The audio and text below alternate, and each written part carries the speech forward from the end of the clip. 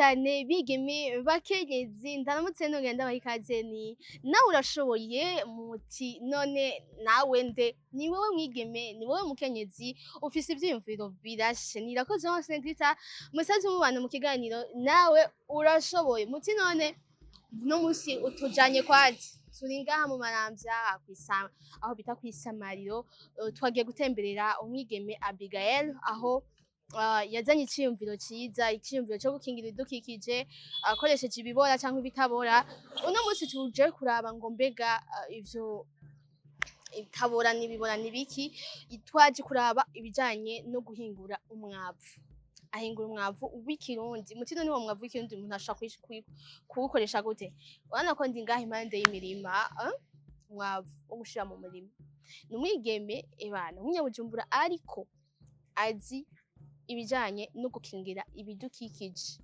rero turaza kuganira byinshi araza kutuganiriza bitari bikeya ku bijanye no gukingira ibidukikije akoresheje umwavu w'ikirundi muze kubana natwe mukenyezi ntutankwe nawe urashoboye kandi urafise ivyiyumviro birashe vyoteza imbere igihugu bigateza imbere na wewe n'umuryango wawe nikaze naho ubuzima bushobora guhinduka ku muntu mu kanya gato ahari umunezero hagahinduka amarira ariko vyose birafise inyigisho bisiga mu bantu umwigeme Jitimayi Abishag numwe mu bari bafise imiryango yatewe n'amazi mu Gatumba iri muri komine Mutimbuzi mu ntara ya Bujumbura yagutse aho igitondo kimwe bavyuse bagasanga utwabo twose twatwawe niho umwigeme Abishag Jitimayi uwo mwuzure wamusigiye inyigisho y'ukuntu yokingira ibidukikije abicishije mu guhingura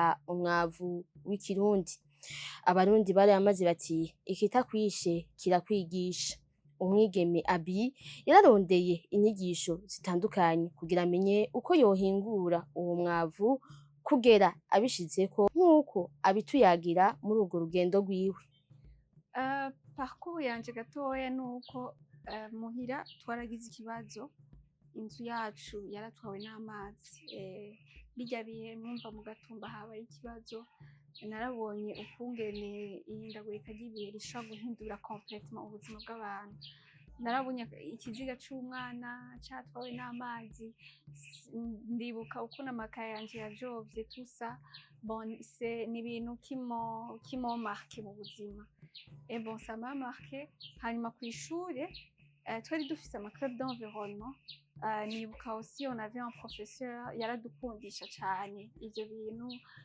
twaragira ama pépinière kw'ishure jewe rero sinabikunda kuko jewe nari plus math nakunda cane ibiharuro mugabo ukungene mbere no muri secondaire nivyo nize science A mugabo rero mu nyuma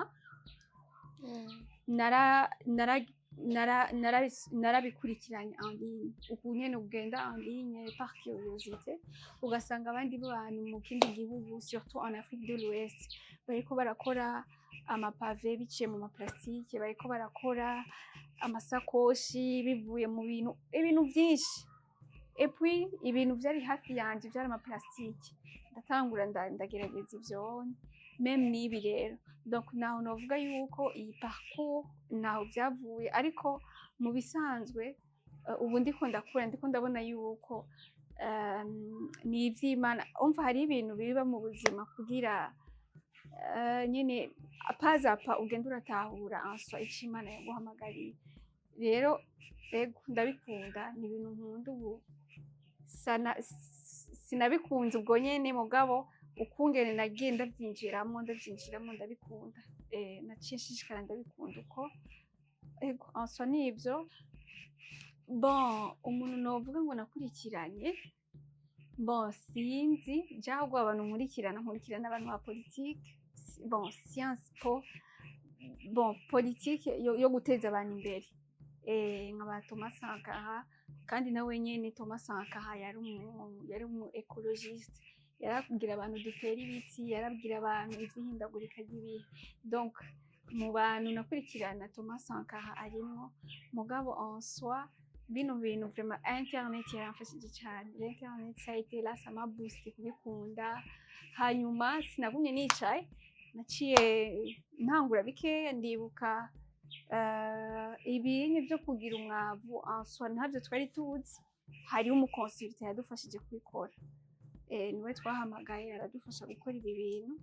Mugabo rero ni ibintu que j'ai beaucoup aimé parce que ndi hafi cyane n'isi. Mvuze ndi hafi cyane, je suis très novuga gute no muhira basi ndakunda kugenda ndi miguruwazi, ndakunda basi le sol, ndakunda isi, ndakunda la terre, ndakunda ni ibintu biri muri jewe. Hari ibintu usanga umuntu bigoye gusigura ugasanga ni ibintu gusa biri yatashe kuri wewe. Ishusho bon ego c'est vrai umwigeme ni wo gusa neza, ni wo gukayangana nacyo ndabikunda. Mugabo nticobuza yuko ahubwo gukayangana kwiza jewe nticobuza yuko umwigeme akora ibi bindi bintu byose umenga ni mwavu, ahubwo ça me rend plus belle. Kuba mu myavu kandi sindayibamwo ahubwo ndayihingura, kubihingura moi je vois que ça me rend plus belle, bishishikara ahubwo kungira mwiza kurusha iyaba ndiko nicaye gusa atakintu ndiko ndakora, ndiko ndaproteja iyi si. Mu bisanzwe ubwiza buva ku isi, ubwiza dufise ni kubera ibintu dufungura. Ibintu dufungura nivyo bituma ugwara, nivyo bituma ukira, nivyo bituma. Ariko urabona ahantu isi igeze, mu bisanzwe turiko turafata imiti y'amahanga y'ishimike, tuguma dufata amaparacetamol n'ibiki. Ariko kera abakurambere umuntu agwaye yumvise umutwe umubabaza yacaga umucungu. Kubera iki? Biboneka yuko ibintu biva mu isi nivyo bidukiza. Ariko ubu c'est le contraire, turiko tugira ibintu bitwica. Rero uri hafi y'ivyo bintu bigukiza, uri hafi y'ivyo bidukikije, uri hafi y'ibi bintu dutera, biraguha ubwiza kuko uca usubira ukabirya ugatera uba mwiza. Uwo mwigeme ntiyagarukiye kwiga gusa uko yokingira ibidukikije, ahubwo yarabishize no mu bikorwa. Mbere ashinga n'ikigo gihingura umwavu w'ikirundi citwa Igisedi. Muti none uwo mwavu ukorwa gute? Uwo mwigeme aratugira ku muriri. Nahereye mu plastique, nahereye mu plastique no kugenda mu conference. Ego ubu turavyigisha abana, turagira amapartenariat, turagira iki, turi ngaha. Ego biguma vyaguka kandi nizigira ko bizoshishikara kwaguka. Iki gikorwa catanguye kubera icambere na mbere nous portons dans le cœur, basi turakunda ibidukikije, ndakunda la nature. Rero turavuga ati hariho ibibazo byose bivuye kuhindagurika ry'ibihe, kuko isi yacu uko yahora iri mu myaka 100 iheze suko iri ubu. Rero avec aussi la pollution z'abantu, isi rero iragira ihindagurika, ikagenda ihinduka, ibihe bigahinduka, hakaba ubushuhe bwinshi, hakaba iki n'iki. Rero turavuga turiyumvira ati mu bintu duhanze kandi dushoboye gukora nk'abantu dukunda ibidukikije, icambere ikinye n'icambere co gukora umwavu tukawukoramwo, co gukora compost dukoresheje umwavu. Rero hamwe n'ikibazo yuko ifumbire ngaha mu Burundi isigaye ari ikibazo, ifumbire isigaye ari ikibazo, abantu baguma barindira ifumbire kandi en plus ya engrais chimique. Turavuga ati pourquoi ne pas kwigisha abantu kandi ne pas sensibiliser abantu kwikorera imyavu yabo, kuko ubu ahantu hose abantu barakeneye gufungura, mugabo ugasanga isi nayo ntiriko iratanga ibikwiye kubera isi yacu ntikigira akanovera nka kera. Rero urumva umuntu azana solution habaye ikibazo. Rero naho rero twiyumviriye ati reka dusensibilize, kuko tugira ibintu byose dukora tubikorana na communauté, tubikorana n'abantu. Rero turiyumvira ati reka duhere kuri ico, twigisha abantu ukungene iyo myavu nyene, kuko urabona ifumbire umuntu arindira ibivuye hanze, umuntu arindira ibivuye aha n'aha, mugabo ifumbire iyi ni umwavu wiwawe uba wifitiye mu rugo ugaca uvuga ati uyu mwavu nifitiye hako urindira rujya ruremorke ruza gutwara iyarara rubita hariya mu buterere umuvyikorera wowe nyene uwo mwavu rero ukaca uwufata ugaca uwuhingura rero naho novuga yuko umwavu si umwavu gusa umwavu ni resource nivyo ndiko ndasensibiliza abantu yuko mu mazu yabo ahantu bari kubaraba bamenye yuko imyavu cane urumva imyavu iratandukanye hari imyavu ibora n'imyavu itabora iyi myavu itabora niyo ndiko ndibaza ko cane iyi myavu rero itabora niyo twavuze ati iyi ni resource reka twigisha abantu surtout murabona ahantu dukorera ni mu maranti hari abarimyi benshi niyo mpamvu twavuze ati ni byiza yuko iyi projet uyu mugambi tuwimplanta ngaha mu maranti aho hari abarimyi benshi rero naho rero twarasensibilije abantu tubabwira ati muze niyo myavu iri muhira iwanyu muguma mutwara mu buterere canke murindira ikiremoroke kize kubitwara tubereke ukungene mushobora kugira mwige nyene mu gushaka kugira ifumbire kama surtout kuri mwebwe muri abarimyi rero nuko rero uwo mugambi watanguye naho abi rero ni ego abi nuko abi sinovuga abi ntavuze n'ibikorwa nkora ego muri uwo mwavu ntiharimwo umwavu gusa kuko kandi no mu mwavu nyene ntihategerezwa kuba umwavu gusa usanzwe utegerezwa kwiyasura yuko muri uwo mwavu harimwo omo ibishishwa vy'imyuka birafasha n'ibishishwa bijya vy'amagi bisigara kuko birazana potassium tuba dukeneye muri compost yacu ikindi kintu twashizemo icyo bita umwavu w'isazi hariho isazi ukuntu bazorora izi sazi ego mu bikorwa twakoze n'abantu twakoranye twaragiye ahantu borora isazi turabereka ufite umwavu twavanganye n'iyi aho wavuye rero haba harimo n'umwavu w'isazi uba uvanzwemo kandi hakaba harimo n'amazi inyungu ni igihe nje ngaha kuri biro hanyuma nkaca numva communauté umwe ambwira ati bijya bintu nanje narabikoze iwanje j'ai vu le résultat mbonye les témoignages z'abandi en tout cas kuri jewe inyungu yanje niyo valeur ajoutée que j'ai apportée muri communauté niyo valeur ajoutée que j'ai apportée à ces femmes bari barindiriye gusa engrais chimique ariko bashobora kubikorera iwabo niyo nyungu yanje ahanini kandi eko kubera igihe cyose uri urakora ikintu kubw'abandi nk'uko bibiri ivuga umunezero cyane cyane ugaruka kuri wewe ariko rero naho uwo mwigeme agerageza gukingira ibidukikije hari intambamyi nyinshi agira harimwo nuko abantu batabitahura amadefi wavuze ya mbere kandi ikomeye na mamoya ari limite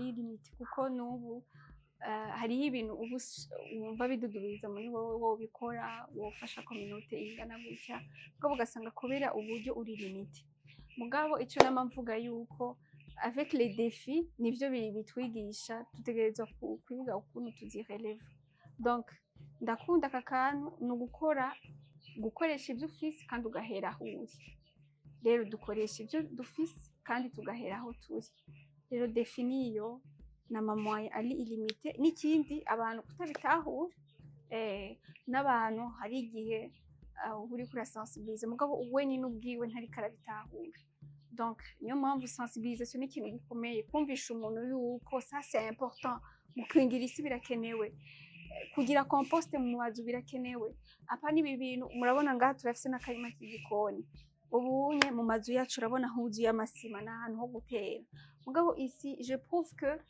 inzu yawe nubwo ifise isima urashobora kugira akantu nkaka urashobora kuba ufise akantu nkaka ugateramwo n'ipiripiri n'itomati mugabo ukagira basi ugiye ku isoko ukagura gusa imiceri ariko nk'utuntu tw'itomate utuntu nk'agapiripiri utuntu duto ukashobora kubisoromera muhiri wawe donc nayo madefi abantu kutabitahura mugabo on continue. Fidele Niyibigira arongoye abandi bakozi muri IGCD ati niteka kubona umwigeme ariko yitunganiriza imigambi, ati ntawodeha gushigikira uwo mwigeme, agahamagarira n'urundi rwaruka rwifuza uko batunganya umwavu w'ikurundi kubitura. Umeze neza? Yego ni sawa. Witwa nde? Nitwa Fidele Niyibigira. Fidele Niyibigira. Hano muri IGCD mukora uduki? Ngaho muri IGCD ndi umumambere wo muri IGCD, kandi nsanzwe ndi umushefu di personnel. Uraba abakozi muri rusange. Yego. Muri abo bakozi rero uwatanguje kino kigo ni umukenyezi n'umwigeme. Kuri wewe umwigeme yerekanye ko ashoboye, na cane cane ko tubona ashoboye ibintu abantu benshi batokwiyumvira, umufata gute? Umwigeme iyo ariko arakora muri iki gihe turimo turamushigikira kugira ngo nawe ashobore kugira imbonakazoza yo gushigikira igihugu mu iterambere rirama. Wumvise gute Abi kubwira uvuga ati jewe aha reka nze gukorana na Abi, vyagenze gute kugira muhure na Abi? Abi ndamuzi twigana, yego na IGCD turiko turayikreya twari kumwe. Iciyumviro cavuye he, iwawe canke wiwe? Abi. Hama nawe uvuga ati dushire mu ngiro gute uno mugambi, wamutereye iki mu vyumviro? Naramushigikiye kuko narakunda gushigikira abafasoni mu bikorwa bakora, ndamushigikira nawe gushika n'ubu ndacamushigikiye. Mu bijanye n'umwavu wumva ko ico ciyumviro caje mwigana, mu bijanye n'umwavu hako ako kenge na gatoya namwe mushobora kuba mwararonse muri kumwe na Abi? Mu bijanye n'umwavu twaravyiyumviriye ko bishobora gufasha abafasoni mu gutegura uturima two mu gikoni, turya turima duto duto, bakarima imboga agashobora kugaburira abana, umuryango. Rero duca turagerageza gukorana nabo abo bafasoni, turabarondera umuntu ashobora kubigisha kuko je nta bushobozi mfise muri vyo bunini, ko twararondeye umuhinga abizi cane, turavugana nawe turegeranya abo bafasoni nabo bita beneficiaire mu gifaransa, turakorana nabo, baratuzanira imyavu ijya bata mu nzu, bahizana muri izi ndobo, turabereka ukuntu bikorwa n'uwo muformateur. Inyigisho zamaze imisi 4, n'ubu urabona ndiko ndahindukiza kugira bizoba umwavu, urabona ivyo vyaramaze kubora. Yego rero mu nyuma tuzoca duteragira ngaha muri utu turima twiwacu, harya mu bikopo turonka imboga natwe. Impact bimaze kugera kuri wewe nk'umuntu shinga ntahe, reka tubivuge gutyo nyene, mu bijanye no kungura ubwenge canke no mu bijanye n'akarusho, mu bijanye n'uburyo imeze gute? Mu karusho bimaze kumpa, vyaranyigishije gukorana n'abandi, ndamenyera gukorana n'abandi surtout abadamu, turiko turakorana vraiment ndumva ndi à l'aise kuko mba ndiko nkora igikorwa co kubateza imbere cane cane. Mu bijanye no guhingura umwavu, ikintu umaze kuvuga ati aha vraiment naho bonsigira bakagenda je no bikora ubwanje? Je ndamaze kubibona nk'ubu vraiment naho bo batahari, noshobora gukora ifumbire nkateragira n'imboga jewe nyene. Mbega mutubwiye imboga gusa, nta bindi bintu mushobora guteragira mukoresheje n'umwavu?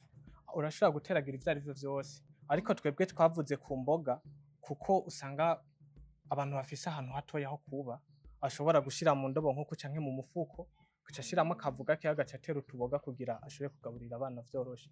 Ku mukenyezi canke umwigeme Abi gushika zino saha, murabona ko akora ibintu hariho benshi batanabizi kandi barizi, ni igiki mushobora kumubwira canke mukanakibwira n'urundi rwaruka bavuga ati ntaco dufise dukora? Ico nobwira urwaruka ni ugukura amaboko mu mpuzu, atakugaye igikorwa. Hariho nk'umuntu numva ntibimota neza acavuga ati antakeho umuntu yize ibintu ntavyo nokoramwo, ntavyo nokwirirwamwo, ariko tugerageje kuraba nta kazi kaba kabi, kandi ikintu cose ugikoze ugikunze biba vyiza kurusha. Yego. Nk'umuntu avuga ati ivyo vy'imyavu reka aradukurikirana, avuga ati nanje basi uwo mpaye ide, uwo muko nobigenza, bica bigenza gute? Yarahawe kaze, arahawe kaze muri IGCD, imiryango iruguruye kuva kuwa mbere gushika kuwa gatanu. Turafise n'ahantu abajene bashobora kwicara bagasoma igitabo batuje, canke bagakurikirana ibintu kuri réseaux sociaux, kuri internet. bicaye, wifi irahari. Ego twama twatumiye no ku marezo sosiyo yacu kugira ababishoboye baze baraza. hari umuntu twaguye tuvuga ngo imyavu, hari umuntu aca avuga ati none iyo myavu yego ndayifise ca ndayishirahe. Iyo myavu naho budafise ahantu iwawe uba, bimwe bavuga ngo itongo, urashobora gushira imbere y'inzu yaho uba n'imiburiburi umufuko umwe bijya vy'amagunira, ugatora igunira rimwe ugashiramwo ivu, ugashiramwo na wa mwavu wawe, hama ugateragiramo ikintu uzoshobora gufungura inyuma y'igihe gitoya. Inyuma y'igihe kingana gute kugira umwavu uvuga ati wabaye umwavu ndashobora kuwuteragiramo? Nk'uyu mwavu w'iwacu umaze ukwezi, twatanguye kuwukora muri uku kwezi kwa guheze. Imaze imisi 4 tuza turahindukiza, dusubira duhindukiza, aha itariki 30 tuzoca duteragira aha muri ibi bikopo no muri aka karima dufise ngaha. Butoyi Maria, umwe mu bahawe inyigisho zo gutunganya umwavu w'ikirundi, aravuga akarusho yaharonkeye, agahamagarira n'abandi bakenyezi gukura amaboko mu mpuzu bagakora. Butoyi Maria, umeze neza? Ndashima Imana. Turakwakiriye muri IGCD. Nk'umubanyi wa IGCD, wiga iki kuri IGCD? IGCD ico ndayigako nuko umwigeme ahubwo atangaje akora ibidasanzwe Abigaye. Je nabonye baduhamagara batwigisha gukora imyavu no kugira dutere mu turengarenga ngo tuturima tigikoni. Ama turashima cyane, twarahubukiye bitari bike. Nko kuri wewe ga mukenyezi, mwungutse iki mu kumenya kwikorera umwavu? Mwari musanzwe muri abarima? Dusanzwe turima, turarima, hama nk'ifumbire urazi ko bigoye kurinda kuyigura, ariko dusanze dushoboye kuyihingura nk'uku, tukarima tugafumbira ibiterwa byacu bikaba neza, tutenze kurinda kwirukanga hirya no hino ngo amayire ngo bike. Byaraturyoheye rwose. Yego. Mbega nk'ubu umwavu bakwigishije gukora, ubona ari igiki kizokunguka kirushirije kuri wewe, ku burimyi bwawe? Igiki uzokunguka? Ico nzokunguka nuko nabonye ko mbona n'ifumbire nziza mu busanzwe, kandi iyo fumbire mu buryo ikozemo atubwiye yuko ahubwo irusha ryayire ku biterwa ngo bikamera neza. Ego, ntarabigerageza rero narimwe ngo urabe ko turabikore Aisha, ntarabiduha ngo tubikoreshe, turarindira ahubwo ko bazoduhako. Ego, nk'umwigeme yatanguje kino gikorwa, nawe uri umukenyezi, ubona abakenyezi koko dushoboye? Gael wewe ararenze, ukuntu yavyize butafise, uriko uramwitegeza ntibonye ko afise ubumenyi bungana kuri aho. Nk'umukenyezi ubona novuga ngo babandi batubwira ngo abakenyezi nabazezwa nzu, nabo kuguma mu nzu, nakahe kaja mushobora kubwira abakenyezi bagenzi bawe? Oya, ahubwo iyo byari bya kera dukwiye gukura amaboko mu mpuzu, kubera tuko turitegeza umwana w'umukenyezi w'umukobwa nk'uku yadutanze no kumenya ubuhinga nk'ubu bwose twitwa ko tumukuriye. Usanga umukenyezi afise ikimazi kinini, atari wo kuguma mu nzu ngo akubure yayoza ivyombo gusa, kuko uwo mwavu ufitiye akamaro umuryango, n'abandi nkumbure bobiryako ivyo bintu vyarimwe muri iyo fumbire. Si akamaro rwose. Menye neza, kwitwa umwigeme canke umukobwa canke umukenyezi si ugusongora inzara gusa canke gusayangana habe namba. Umwigeme ni uwiha agaciro mu gukora, akarondera ubuzima hirya no hino, akiteza imbere, akaba n'itara rimurikira abandi. Nakari ngo akanyoni katagurutse ntikamenya iyo bweze.